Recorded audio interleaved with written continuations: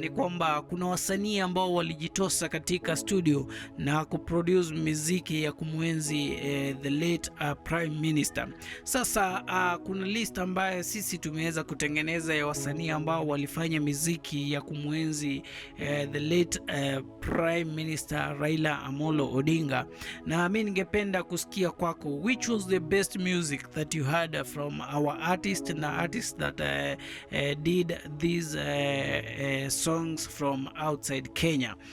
We had Bahati, we had Rayvanny, we had Hawiko, we had Daddy Mali, Damian Dickens, we had Dogo Charlie, Elisha Toto, Prince Inda, Kasolo, King Kaka, Liza Classic, Melodic Harmony, Musa Jakadala, Oga Obina, Harmonize, Christina Shusho na pia Vini Flavor. Hebu tuambie ni msanii mgani sana ambaye alikuguza na tribute yake kwa baba Raila Amolo Odinga in our comments kabisa.